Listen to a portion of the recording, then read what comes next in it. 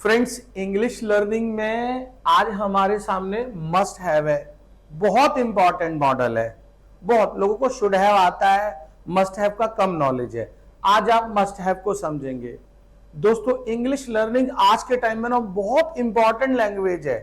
किसी भी भाषा का नॉलेज आपको जितना गहरा होता है ना, आपको उतना अपनी बात को दिल से कहने का तरीका पता होता है, किसी की बात को समझने का पता होता है, उतना ही कॉन्फिडेंस बिल्ड होता है। इंग्लिश लर्निंग को कभी भी हल्के में मत लेना।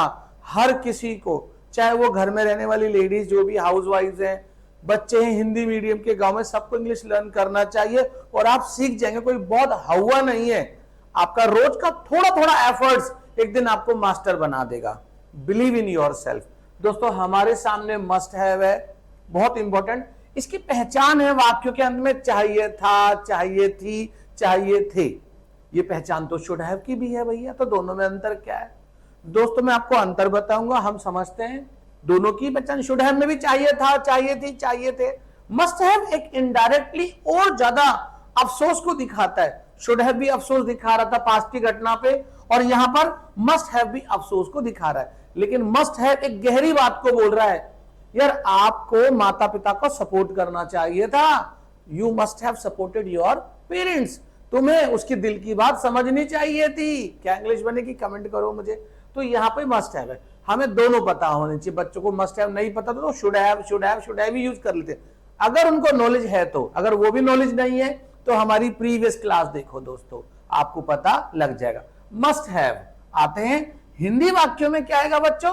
चाहिए था, चाहिए थी, चाहिए थे। हमें वहां जाना चाहिए था, आपको उसकी बात सुननी चाहिए थी, हमें माता पिता का साथ देना चाहिए था। बहुत इंपॉर्टेंट है।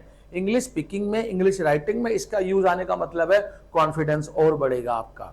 आपको पता है कि क्या लगेगा।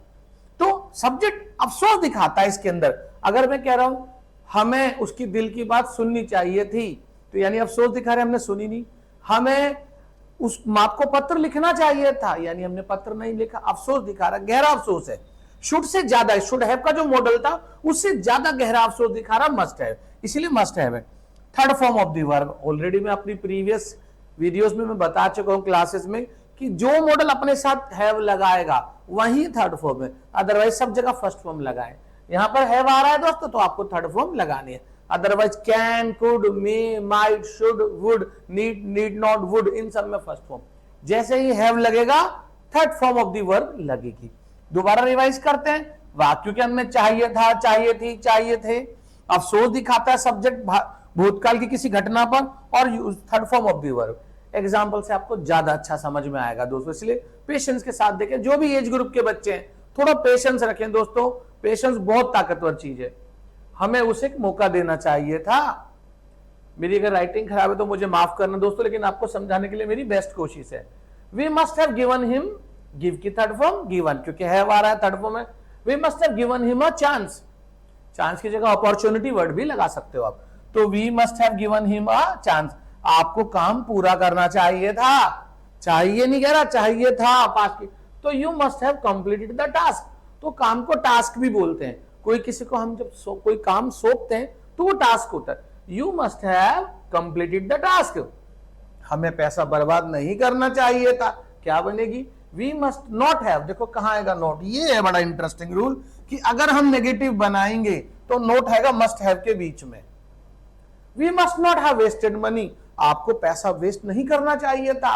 You must not have wasted money, आपको गाली नहीं देनी चाहिए थी। बड़ा अच्छा सेंटेंस, आपको गाली नहीं देनी चाहिए थी उसको। अगर आपको किसी को ये सेंटेंस इंग्लिश में बोलना है तो आप कैसे बोलेंगे? You must not have abused. अगर होता उसको तो हिम आ जाता वहां पे। आपको उसे गाली नहीं देनी चाहिए थी, क्या हो जाएगा? You must not have abused him या हर, जो भी है। अगले सेंटेंस इंटेरोगेटिव में है। इंटेरोगेटिव वो सेंटेंस जिनमें क्या लगेगा, तब क्या होता है? हेल्पिंग और पहले, मस्ट पहले। क्या उसे जवाब देना चाहिए था? Must he have replied, reply की थर्ड फॉर्म रिप्लाइड हो जाएगी दोस्तों। बड़ा अच्छा सेंटेंस। क्या हमें उसे जवाब देना चाहिए था? Must we have replied him. क्या हमें मां को खाना देना चाहिए था? Must we have served food to mother. ऐसे करके अपने बनाए। क्या हमें अब इंटरोगेटिव नेगेटिव, क्या हमें प्रशंसा नहीं करनी चाहिए थी? क्या हमें प्रशंसा नहीं करनी चाहिए? Must we have not praised, तो प्रशंसा करना होता है प्रेज, एडमायर, एक्सटॉल, अपलॉड, ये सारे प्रशंसा करना। तो यहां हमने वर्ड लगाया प्रेज, क्योंकि थर्ड फॉर्म में यहां पे दोस्तों तो हमने प्रेज लगा दिया है। तो ये पूरा मस्ट हैव है। अच्छा, कुछ सेंटेंसेस आपके सामने है दोस्तों, ये एक्सरसाइज की तरह, जहां पे मैंने आपको हेल्प भी दी है वर्ड मीनिंग की। मस्ट हैव जो आप पढ़ रहे हो दोस्तों। पहला सेंटेंस कह रहा हमें राम से बात करनी चाहिए थी। तो दोस्तों बात करना क्या होता है? टॉक। थर्ड फॉर्म आपको लगानी है, इसके पीछे थर्ड फॉर्म हो जाएगी ईडी, टॉक्ड। खुद बनाइए अपना, आप खुद बनाइए, मुझे कमेंट कीजिए, भेजिए, मैं I will check your answer. हमें माता पिता का साथ देना चाहिए था। साथ देना चाहिए था, तो साथ देना होता है सपोर्ट। अब ईडी जुड़ जाएगा तो सपोर्टेड, आप खुद बनाना। अच्छा, नेगेटिव में आप कैसे बनाओगे? आपको गलत व्यवहार नहीं करना चाहिए था, तो यहां पे क्या हो जाएगा? गलत व्यवहार, मिसबिहेव हो जाएगा दोस्तों। हमें लड़ना नहीं चाहिए था, तो लड़ना होता है फाइट। थर्ड फॉर्म क्या हो जाएगी? Fought. Fight, fought, fought. Buy की थर्ड फॉर्म होती है बॉट। हमें आपको नया फोन माफ करना थोड़ा, क्या आपको नया फोन खरीदना चाहिए था? आई एम रियली सॉरी, क्या आपको नया फोन खरीदना चाहिए था? बड़ा प्यारा सेंटेंस है इंग्लिश स्पीकिंग। क्या हमें माँ को पत्र लिखना चाहिए था? तो इंग्लिश क्या बनेगी? मेरे पिछली जो इससे पिछला पेज है उसको देखें, ध्यान से देखें, पूरा देखें, सेंटेंस को देखें, फिर खुद जरूर बनाएं। अपने सेंटेंसेस अगर आप नहीं बनाएंगे, आप नहीं कर पाएंगे।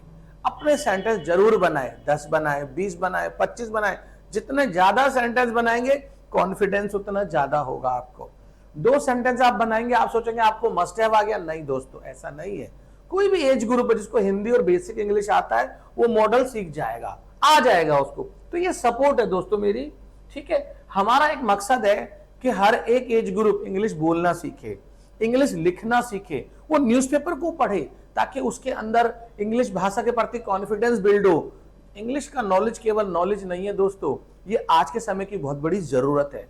आप कोई भी बड़ा कोर्स करते हैं, वहां पे इंग्लिश का नॉलेज होना बहुत जरूरी है। आपने एमबीए प्लान कर लिया और आपने माँ बाप से उनके साथ आपने कोशिश करके नहीं मुझे तो करना है, अगर इंग्लिश नहीं आएगी पूरा अच्छे से नहीं कर पाएंगे।